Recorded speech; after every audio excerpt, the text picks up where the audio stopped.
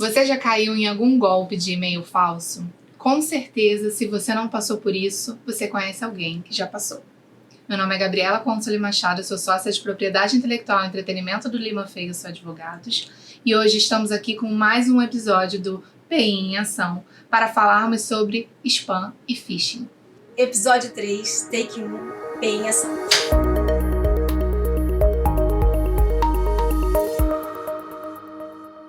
Estamos aqui com a Annelise Rocha, advogada de Propriedade Intelectual e Entretenimento do Lima Feios Advogados, e Fernanda Mosca Tavares, também advogada de Propriedade Intelectual e Entretenimento do Lima Feios Advogados.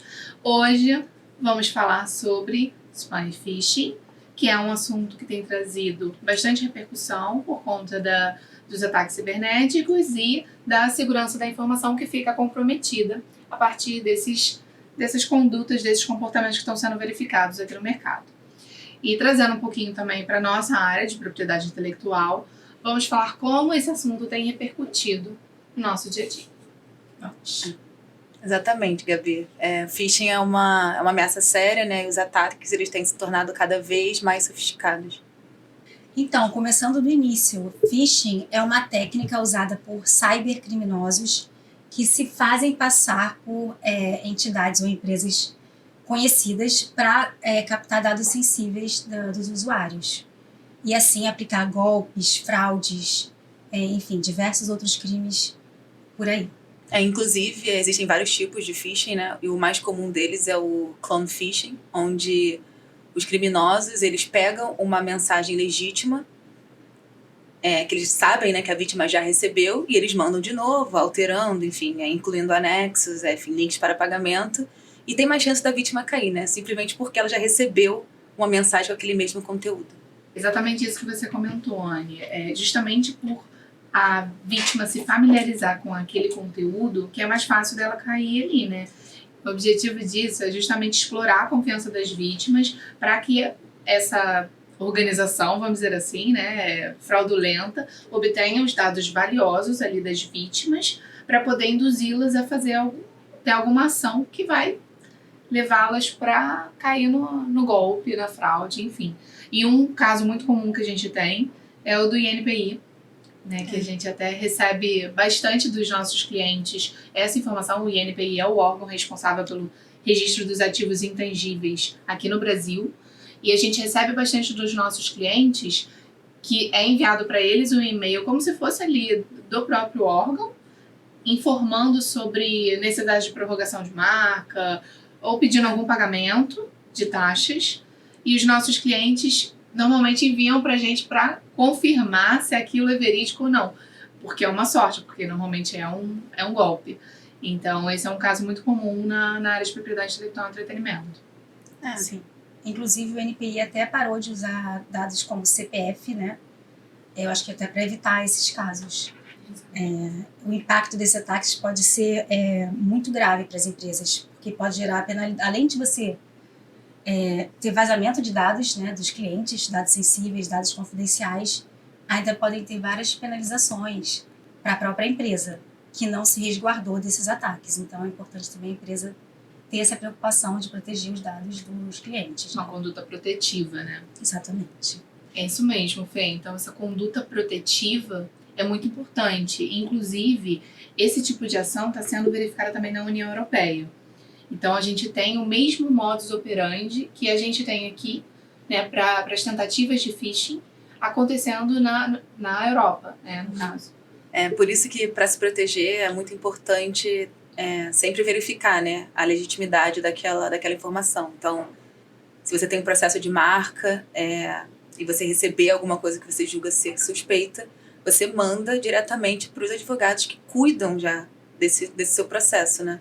Só para ter, enfim, certeza do que está fazendo. Que não está fazendo nada de errado, não está correndo riscos maiores de cair num golpe. Exato. Então, isso é realmente uma postura importante e demonstra ainda mais a relevância de você ter uma boa assessoria de propriedade intelectual para você não cair nesse tipo de situação, que é bem comum na nossa área. Sim. E parece realmente muito verídico, parece que o próprio órgão enviando, e já tem inclusive processos junto do próprio INPI, ele está instaurando processos contra essas empresas que estão enviando esses e-mails para poder investigar esse assunto e tomar medidas aplicáveis, né? Tem um que é muito comum, não vou citar nomes aqui, mas a gente sabe que já tem, inclusive, uma investigação rolando ali com o INPI. Sim, por isso que é importante também o INPI disponibiliza um canal, que é o Fale Conosco, ou então a ouvidoria, exatamente para relatar esses casos, denunciar abusos. Enfim. Ajudar eles a combaterem. Sim. A investigar e combater esse tipo de situação, de porque é prática. responsabilidade do órgão também, né? É até importante dizer que o INPI ele nunca envia e-mails para os titulares de pedidos de registro ou de registros, enfim, nunca. Quando a gente está falando de marca e ativos intangíveis, então a gente está falando de nome de domínio, de sites, qualquer símbolo que represente ali a empresa, então a gente pode estar falando da razão social, né, o nome da empresa, ou a própria marca que é utilizada para representar os produtos e serviços. Esses elementos eles podem ser utilizados para induzir a pessoa ao phishing. Então, é muito comum que utilizem, por exemplo, o nome de uma marca conhecida, né, no corpo do e-mail. Uhum. Que aí você acredita que aquele nome, que tem já uma reputação no mercado, é digno de credibilidade. Então, você acaba clicando na expectativa que seja referente àquela marca ou àquela empresa. Mas na verdade não é. Então, tem uma estratégia para realizar o phishing que também precisa ser observada com atenção, porque é feito de uma forma a criar credibilidade junto à vítima, né, para poder realmente levá-la para cair nesse golpe. Então, eu acho que é bem interessante esse aspecto, porque além do fato da ocorrência, da fraude em si, também tem o risco que essa fraude traz para os ativos intangíveis das companhias, que estão sendo utilizadas de forma indevida e que estão tendo a sua reputação também manchada, né? Assim, prejudicada. Então, e esses cybercriminosos, eles estão cada vez mais se aprimorando, né? A gente até teve alguns casos aqui no escritório de alguns que registraram nomes de domínio com a marca do cliente, enviavam um e-mail com o link do site que eles criavam falso. Então, assim, é quase impossível para uma pessoa entender que aquilo não é o cliente, não é a marca que ele conhece. Muito bem feito. Porque muito bem feito. Fica o arroba, a marca, ele clica no link e vai para o site, então é difícil, eles estão se refinando, né? Tivemos uma decisão recente abordando o assunto da criminalização desse tipo de conduta, né? A compra de um nome de domínio para posterior venda para a empresa que é titular da marca, que é titular do símbolo que está sendo ali tratado no nome de domínio no site. Inclusive, esse tipo de conduta é chamado de passive holding, e também de cyber squatting, que é quando você compra o nome de domínio que você, aí no caso, não tem intenção de usar, mas você também evita que o titular da marca tenha esse domínio. Isso é o passive holding,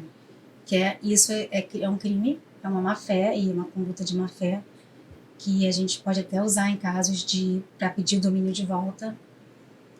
E, enfim.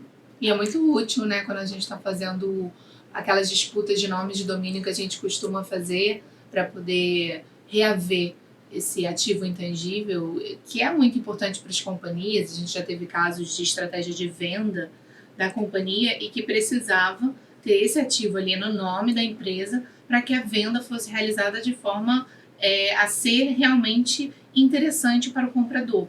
Então, com todos os ativos que pertencem à companhia e que simbolizam ali a marca da empresa, o nome da empresa.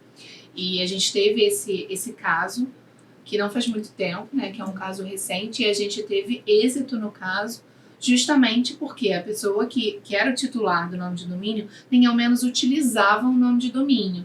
E mais, muitas vezes esses titulares, eles querem vender por um preço exorbitante. Eles querem vender por 2 milhões, 3 milhões. Isso não existe. Isso acaba induzindo a demonstrar uma certa má-fé, né? Inclusive, como vocês sabem, eu sou especialista da Câmara de Arbitragem com relação ao nome de domínio, do ABPI, e tem muitos casos desse tipo hoje em dia, e as pessoas estão usando cada vez mais essas câmaras de arbitragem, porque a gente consegue uma decisão em no máximo 90 dias. É um custo muito mais baixo que uma ação judicial, é uma forma rápida de resolver. É mais efetivo, né? Não, e ainda tem valor de sentença judicial. Sentença judicial. A decisão tem valor de sentença judicial, tem um peso bem importante. bem importante. Sim. E que facilita ali a discussão sobre o assunto, que às vezes, infelizmente, na negociação harmoniosa a gente não consegue obter êxito, justamente por conta desse interesse financeiro altíssimo e desproporcional que o titular do nome de domínio que não utiliza tem interesse em obter. Então, realmente é uma estratégia muito importante e que auxilia a companhia a ter o que ela E tem de acessível, interesse. né? Porque o custo não é tão alto. Não, se for um só especialista, não chega a 6 mil. Sim, e Mas- até a nível de honorários também pelo escritório também não é uma Sim. demanda que envolve um custo muito alto. Então, Não. isso é importante. Mas é importante que a pessoa que esteja sendo vítima desses casos de passive holding ou cyber squatting, que registrem qualquer prova dessa má-fé do titular. Então é importante tentar contactar o titular e ter a resposta dele oferecendo um valor ou mesmo dizendo que não, que vai continuar, Notificar também. notificar todas Se essas munir, provas, né, de Exato, provas é. para poder defender o seu... ter essa comprovação da má-fé, porque quando chega para o especialista, Seu ele tem direito. que ter todas as provas ali, que você, da má-fé, que é o principal, da marca, que você tem direitos anteriores, ou do nome de domínio. É porque a má-fé não é presumida, né? A Exatamente. boa-fé é presumida e a má-fé precisa ser comprovada e com Exatamente. muito cuidado na hora de indicá-la, porque realmente tem que ter uma comprovação robusta para poder comprovar que tem má-fé no caso. E também é muito útil nos casos que você não consegue contactar a outra parte, que acontece muito também. Você mandar o e-mail porque está no E ele Ruiz, não né? responde, E eles né? não respondem. É. E aí você demonstra, tentei, não estou conseguindo, então a Câmara também ajuda nisso. Porque eles congelam o nome de domínio da pessoa. Sim. E aí chama atenção. Meio que uma medida coercitiva. Aconteceu num caso nosso aqui no escritório, inclusive. Sim. A gente não conseguia localizar, tentou de várias formas. Quando o nick.br congelou, Apareceu. ele apareceu. É, porque aí foi o prejuízo. Foi. A forma coercitiva dele comparecer na discussão foi justamente congelar o nome de domínio dele. Sim. Então isso é uma estratégia que muitas pessoas não têm conhecimento. Talvez não seja muito acessível, não entre muito em debate.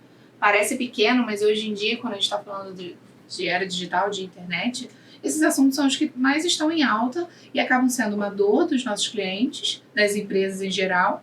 E quando a gente traz essa solução, muitos nem ao menos tinham conhecimento. E teve até um caso de um cliente nosso recente, que eles estavam com uma discussão sobre esse nome de domínio, e quando a gente trouxe essa informação que dava pra gente fazer essa disputa, eles falaram, nossa, eu nem sabia que dava pra ter essa saída. E a gente pegou o caso, né, e tá tocando o caso, Sim. mas talvez falte conhecimento sobre o assunto. Sim. E também acontece muito, não só no Brasil, né, mas algumas pessoas registram nomes de domínio em sites internacionais. E aí, nesse caso, é preciso acessar as câmaras da WIPO, né, por exemplo. Lá de fora. Lá de fora, e aí é outro. Mas o método é muito semelhante, os custos também não são altos, e também é uma forma mais simples de resolver a situação. É, porque por mais que a gente tenha tratados internacionais, como a gente está falando de propriedade intelectual, rege ali o princípio da territorialidade, né, nos ativos. Então, a gente precisa considerar a legislação vigente de cada país, e quando a gente entra em contato com esses órgãos, é justamente para a gente ter essa aplicação do regramento local. E lá também é necessário comprovar a má-fé, não tem jeito. A gente teve um caso de um cliente também que algumas pessoas estavam denunciando que estavam recebendo e-mails como se fosse a empresa oferecendo emprego. Olha só que coisa grave. Então, assim, Eu eles já estavam... recebi até por SMS. Também. E tem pessoas que Inclusive foi de acreditam. um cliente nosso. E aí Usando o nome de cliente nosso. eles oferecem todos os dados Uhum. e quando vão ver, caíram numa fraude. E assim, é responsabilidade da empresa ter esse controle sobre como a sua marca está sendo usada. Tem que fazer esse monitoramento. É reputação e imagem também. Né? Proteger os seus consumidores também, né? E o seu ativo, porque Exatamente. a gente aqui faz o registro da marca, até quando a gente entra na questão de autorrenome, por exemplo. Sim. Marcas que querem tentar o autorrenome. Se você não tem a comprovação da reputação da marca, você não consegue nem entrar com pedido. É um peso muito grande. É um peso muito grande. Então, cuidar da marca não é simplesmente publicidade, propaganda, mas também ter essa característica protetiva para que os seus consumidores não sofram com esse tipo de fraude, que pode ali trazer uma repercussão negativa para a marca, para a empresa. Então, eu acredito que vai um pouco além simplesmente do phishing e do spam, mas sim de um cuidado geral que a empresa começa a ter para poder evitar esse tipo de conduta. Mas vocês conseguem pensar em algum tipo de estratégia assim, para coibir esse tipo de ocorrência? Porque a gente atua mais de forma, vamos dizer assim, enxugando o gelo, sabe? Depois que acontece, a gente entra para resolver. Defensiva, né? Mais na ou de ataque. defensiva, exato. Como que seria uma postura mais preventiva? Como que a gente poderia pensar numa postura? Quais são os casos de monitoramento que a gente, inclusive, acho que é faz conscientização. Aqui no escritório, por exemplo, a gente tem essa cultura de fazer treinamentos internamente sobre segurança da informação, né? Para poder proteger tanto os nossos dados quanto dos nossos clientes. Exatamente. A questão do treinamento de segurança da informação é uma ótima estratégia quando a gente está falando de spam e de phishing, principalmente por conta da divulgação de dados, que quando não está em um acervo público, você consegue mitigar esses riscos de acesso para serem utilizados em golpe. Mas quando a gente está falando de dados que já estão no acervo público, vai mais na questão da conscientização da sua companhia sobre a possibilidade de receberem e-mails nesse sentido, para que não tenha brecha na sua segurança ali interna, porque eles podem entrar a partir de um funcionário que vai acessar esse e-mail, e até a gente, entrando em um outro assunto que é relevante para a nossa área, segredos de negócio. De repente, acessando esse link, né, a partir do acesso desse link, eles podem obter dados ali que são relevantes para a companhia e que são confidenciais da companhia. Sim. Então, pensando assim, um pouco mais a fundo nesse assunto, ainda tem essa possibilidade, que é uma possibilidade que traz bastante risco. Por isso que não adianta, se você não conscientiza, você pode ter, eu acho que a estrutura mais sofisticada, mais tecnológica para evitar vazamentos. Não adianta. Se você não conhece, o problema vem das pessoas, na maioria das vezes. Então, essa é a raiz. E além disso, eu acho que ter esse monitoramento também. Por quê? Sempre estar olhando se a sua marca está sendo usada por terceiro, se algum terceiro fez o registro de nome de domínio. E na fonte. Preventiva, por exemplo, esse nosso cliente estava sofrendo muito com esses casos de phishing, de oferecimento de emprego. Quando a gente conseguiu derrubar o domínio, não teve mais esse problema. Não teve mais nenhum caso. Quando você coíbe, a tendência é parar. Ou diminuir. A gente tem até aquele caso de perfil fake no Instagram, foi o que eu lembrei. Que a gente faz um monitoramento desse caso, já faz há muito tempo.